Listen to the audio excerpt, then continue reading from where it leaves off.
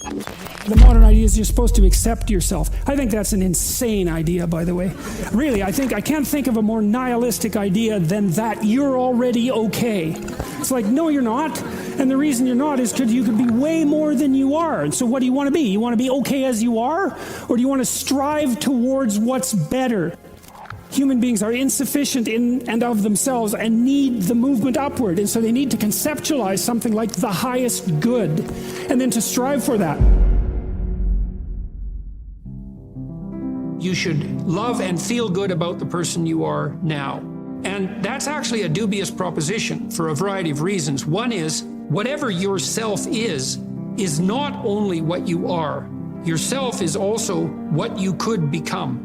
And so to love yourself properly is not only to love what you are, who you are, whatever that means, but to love who you could become. Now, one of the things I've observed is that it's very demoralizing for the typical young person who's miserable and maladjusted psychologically and socially if you just go to them and say, well, you should feel good about yourself, because they think you're good just the way you are. You're perfect just the way you are. You should accept yourself just the way you are. It's like, well, okay, so what does that say about who I should become? Is that just now off the table because I'm already good enough in every way? So am I done or something? What about who I should become? And then, well, how should I feel good about myself when I don't? Because I'm not getting along with myself. I'm anxious and hopeless and nihilistic and depressed, and I'm not getting along with other people. So how is it that that's all somehow something I should feel good about without being deluded?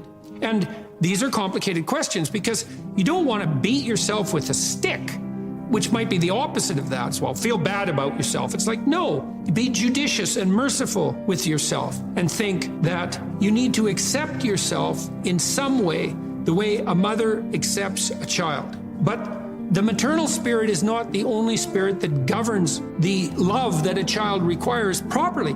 You have the paternal spirit of encouragement as well, which is, well, we need to shelter and protect you and to provide for your security the way you are, but you could be a lot better and should be, and I have faith that you could be, which is the love that I'm delivering to what you're becoming rather than what you are. And so love that you direct towards yourself is partly directed towards that maternal care that's sort of the minimum precondition for basic flourishing, combined with an attitude of encouragement towards the possibilities of your being.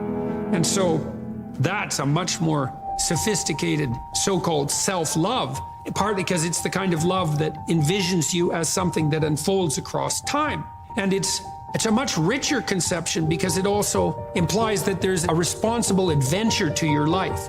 You're not all you could be, and there's pain in that. And there's the necessity for a certain amount of judgment about that, and even a certain amount of exclusion, because what you are that is insufficient in some sense should not be allowed to propagate further. But if it's conjoined with encouragement, it's like, yeah, you're in a rough situation there, kiddo, but you know, here's some things about you that are virtuous and good, and they're pretty powerful actually, and if you just made those more manifest, you could dispense with a lot of this immaturity and misery, and you could expand yourself out into life physically and psychologically, and you could start walking this pathway that makes things better. And the thing is that as soon as you start walking the pathway that makes things better, then things immediately become better because your whole orientation changes. And you know, if you're in a bad place but you're escaping, that's pretty positive, even if it's a bad place. And you might think, well, it's still bad, but it's better. It's like, well, that's a lot better than a bad place that's getting worse. That's for sure, because that's hell. Hell is a bad place that's getting worse. That's for sure. And so if you take the bad place and it's getting better, well, it's already not hell. That's a start. And so this notion of love, we've confused this with the maternal instinct for an infant. It's like, because an infant under 6 months is like, well, of course, your attitude towards an infant is you're exactly okay the way you are. But that's not what you do to any child that's older than 6 months. You start laying down some criteria for becoming, for improvement. And some of that improvement, because we can define it, well, there's nothing more perfect than a child, than a baby. It's like, yeah, but that's not true if the baby's 40.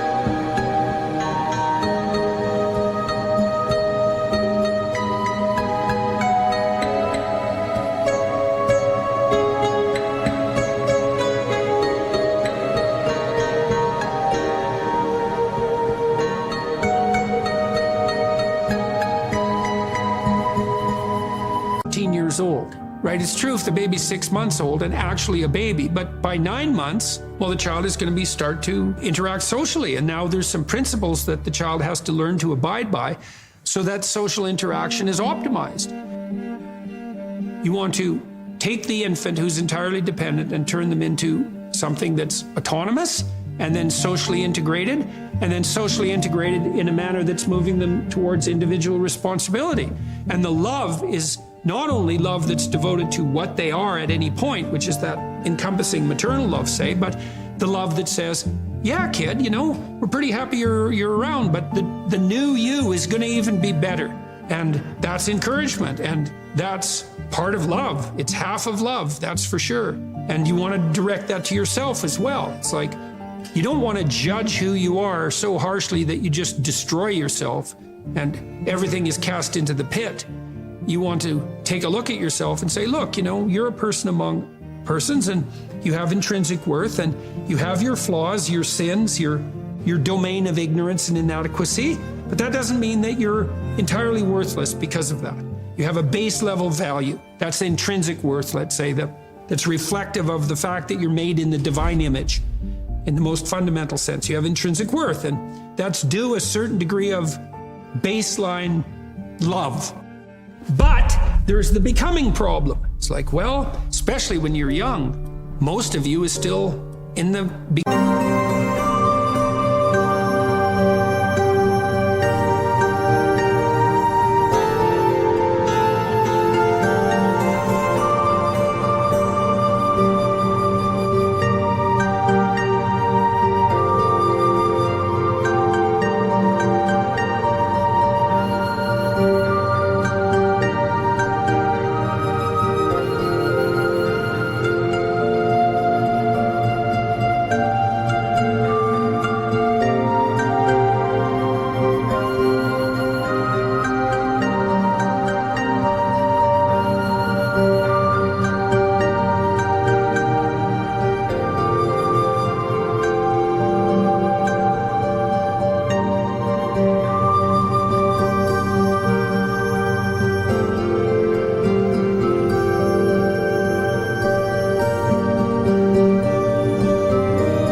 Phase. And so why wouldn't encouragement be the hallmark of love? It's like, get the hell up, get your act together, adopt some responsibility, put your life together, develop a vision, expand yourself beyond the narrow confines that are causing your misery.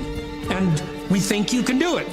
You could do it, you should do it, the world would be better off if you did it, you'd be doing better if you did it, everything would work out better.